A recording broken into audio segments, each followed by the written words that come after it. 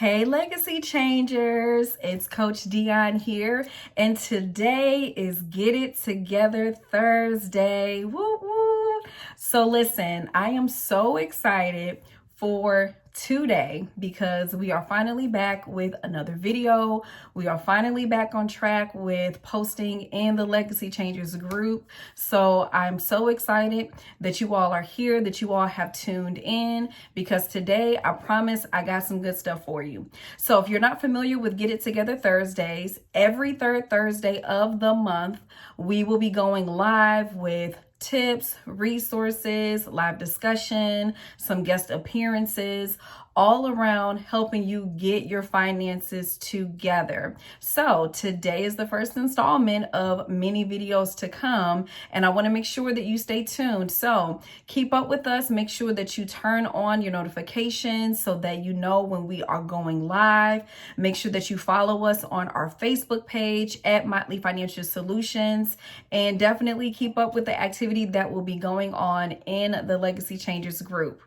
So for today's topic, if you've been following us on social media, you kind of already know what this is going to be about. But just in case you don't, we've been talking about resetting your finances for the month of November. Here's the reason behind that. We know that around the holidays, and especially getting toward the new year, a lot of you might be thinking about 2021 being the year that you get your finances together. But we want you to know that you don't have to wait until the new year. You don't have to wait for something big to happen or some lifestyle change to happen in order for you to reset your finances. So I'm going to be discussing with you our 6-step reset in order to get you all on track so that when 2021 happens, you're already taking the steps to get your finances together. Okay? So before I get into it, let me know whether or not you are here with me, whether or not you are live. Let me know, leave me a comment in the chat, say hello. If you are tuning in for the replay, leave me a hashtag replay so that I'll know that you stopped by for this particular video. Okay, so let's go ahead and get into the topic. So I already introduced it. It's the 6-step reset. And this is the method that Prentice and I took whenever we were working to get our finances together. So it's not necessarily like the day-by-day stuff, but it's like the overall consistency that we had to put into place in order for us to pay off that $83,000 worth of debt. So I'm going to get right into the first one. So number one is for you to organize your finances. The reason that organizing your finances is so important is because number one, it sets the foundation for everything that you're going to do following that. But then also you need to clearly see where your money is going. And this has nothing to do necessarily with the budget just yet. It's literally you just taking an account of who your creditors are, how much your minimum monthly payments are, when your due dates are, and also whether or not the payment is automated or not, or if you pay it, online, in person, etc. Being able to have an organized financial outlook is really going to help you set in motion like what your goals are, what particular areas you actually need help in. And so it really, again, sets the foundation. And I will even go on to say that it's probably a little bit more important than you even actually doing a budget. You need to know what your bills are, who your creditors are, and who you owe money to before even getting into the budget and everything else. Okay. So all you can do, or all you need to do when organizing your finances, is literally get a sheet of paper and just write down all of your bills. And right next to that, write down the minimum payments. Next to that, write down the, due date, etc. And you will already have an organized list. The second thing that we recommend you do is budget. So after you've already organized your finances and you know all of your bills, creditors, etc., that's literally the information that you take and put into your budget, in addition to like your food and gas for your car and entertainment and all that other stuff.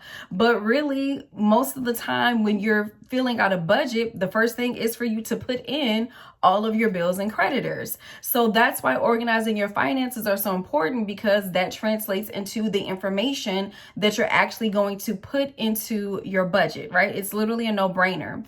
And a part with budgeting, it's just your plan for your money. Most people think that, the B word, the budgeting word, is just like this, detailed spreadsheet of calculations and, number crunching and all that other stuff. Some of that goes into play, but literally all your budget is you telling your money what to do. You having a plan to know where your money needs to go when you get paid. What bills do you need to pay? What do you need to save for? What expenses do you have coming up that, are not necessarily month to month expenses? For example, you don't get an oil change every single month, so you're not going to budget for an oil change every single month, right? But if you create your plan every single month, which is your budget, then you'll know when you need to account for those expenses.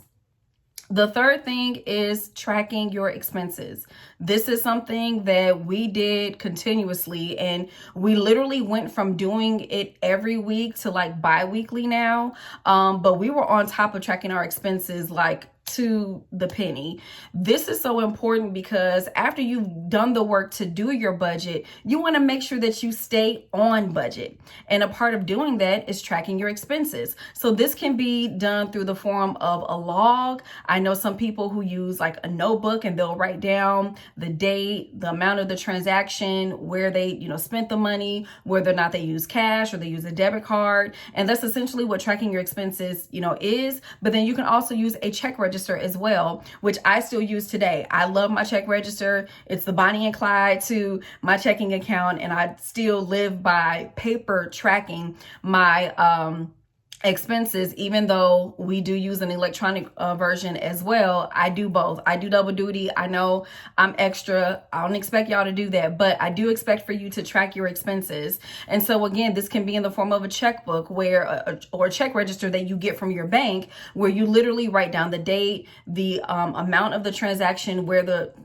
money went. You do your math, your additions, subtractions in the check register, and it keeps a running log of what's happening in your account. But then you'll also be able to see whether or not you're on track for your budget. So for example, if you budget, $400 a month for groceries, and you get down to like the 10th, 11th transaction on food charges, and you're right at like $350, and it's like halfway through the month, you're probably going to be over budget, on food. So that's the benefit of tracking your expenses. It'll help you stay on track with what you've already planned to do with your budget. Okay. The fourth thing is to use cash. We still use cash, even through the pandemic. For places that accept it, we still use cash. Cash is king. Cash is the number one way to, for sure, guarantee that you will not go over your budget, because once that money is gone, it's gone. Using cash is still a great tool when you're dealing with resetting your finances and you're dealing with healthy money management, because you actually have to, reach into your wallet and make that payment. And we know once you break a $100 bill, a $20 bill, like it goes super fast. So using cash is another great way to reset your finances.